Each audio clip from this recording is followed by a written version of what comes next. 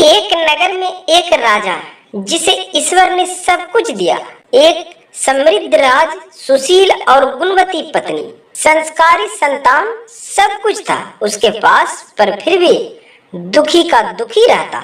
एक बार वह घूमते घूमते एक छोटे से गांव में पहुंचा, जहां एक कुमार भगवान भोले बाबा के मंदिर के बाहर मटकियां बेच रहा था और कुछ मटकियों में पानी भर रखा था और वहीं पर लेटे लेटे हरि भजन गा रहा था।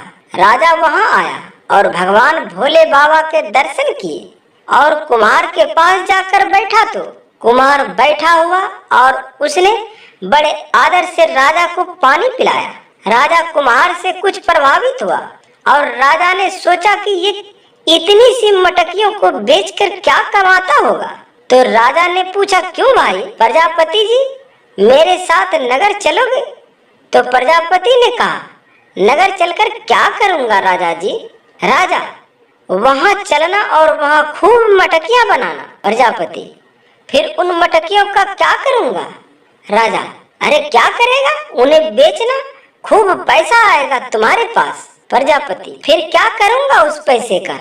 राजा, अरे पैसे का क्या करेगा, अरे पैसे ही सब कुछ है। प्रजापति, क्या राजन, अब आप मुझे ये बताइए कि उस पैसे से क्या करूंगा?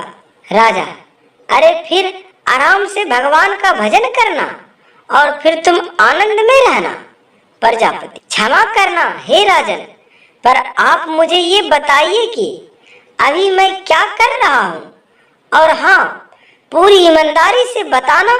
काफी सोच विचार किया राजन ने और मानो इस सवाल ने राजा को झकझोर दिया।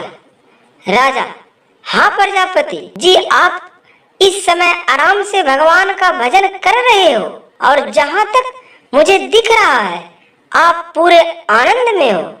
प्रजापति, हाँ राजन, यही तो मैं आपसे कह रहा हूँ कि आनंद पैसे से प्राप्त नहीं किया जा सकता है।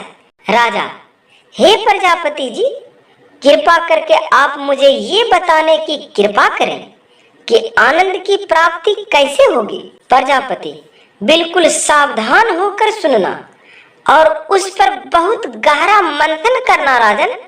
हाथों को उल्टा कर लीजिए। राजा, वो कैसे?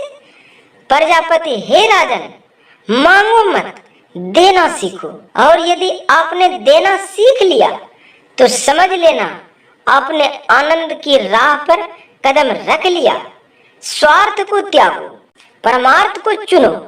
हे राजन, अधिकांशतः लोग के दुख का सबसे बड़ा कारण यही है कि जो कुछ भी उसके पास है वह उसमें सुखी नहीं है, और बस जो नहीं है उसे पाने के चक्कर में दुखी है।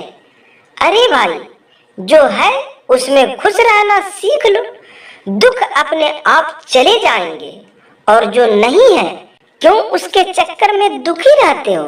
आत्म संतोष से बड़ा कोई सुख नहीं है।